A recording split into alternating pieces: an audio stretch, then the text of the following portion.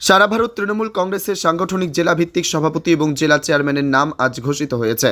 সেই মতো জলপাইগুড়ি জেলা তৃণমূল কংগ্রেস চেয়ারম্যান পদে পুনরায় খগেশ্বর রায় এবং জেলা সভাপতি পদে মহুয়া গোপ পুনরায় দলের পক্ষ থেকে ঘোষণা করা হয়েছে।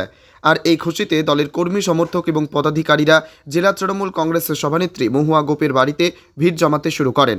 সেই মতো ক্রান্তি ব্লক তৃণমূল কংগ্রেস সভাপতি মহাদেব রায়, ক্রান্তি ব্লকের অধীন রাজাডাঙ্গা অঞ্চল সভাপতি মিন্টু রায়, চ্যাংমারির অঞ্চল সভাপতি আব্দুল সামাদ, লাটাগুড়ি অঞ্চল সভাপতি ব্রজেন রায়, মৌলানি অঞ্চল সভাপতি নৃপেন্দ্রনাথ রায়, চাপাডাঙ্গা অঞ্চল সভাপতি ভানু রায় এবং ক্রান্তি ব্লক যুব তৃণমূল কংগ্রেসের সভাপতি শাকিল হোসেন, আইএনটিটিউসি ব্লক সভাপতি পরিশ্রম চিক বরাইক, অঞ্চল প্রধান সহ দলীয় অন্যান্য কর্মী সমর্থকরা পুনরায় মহুয়া গোপ জেলা তৃণমূল কংগ্রেস সভানেত্রী পদে বহাল থাকায় সংবর্ধনা প্রদান করলেন।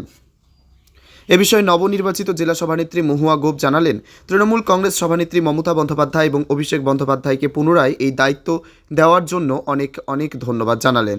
তিনি দলের নির্দেশ মতো সাধারণ মানুষের জন্য কাজ করবেন বলে জানালেন। পাশাপাশি দলীয় কর্মী সমর্থকদের বুথ স্তর থেকে প্রতিটি মানুষের কাছে দলনেত্রী মমতা বন্দ্যোপাধ্যায় এবং অভিষেক বন্দ্যোপাধ্যায়ের আদর্শকে তুলে ধরে দলের জন্য কাজ করার আহ্বান জানালেন।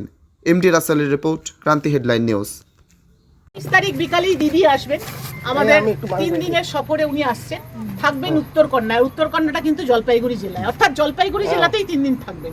উত্তরকন্যায় থাকবেন।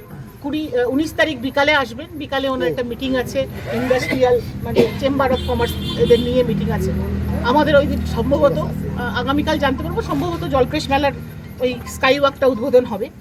আর 20 তারিখ একটা প্রশাসনিক একটা পাবলিক মিটিং আছে, প্রশাসনিক ডিস্ট্রিবিউশন প্রোগ্রাম, যেখানে সরকারি প্রোগ্রাম হলেও আমাদের এখান থেকে বেনিফিশিয়ারিরা যাবে এবং প্রত্যেকটা অঞ্চল থেকে আমাদের কর্মী নেতৃত্বরা সেই দিদির প্রশাসনিক সভায় কিন্তু সবাইকে যেতে হবে।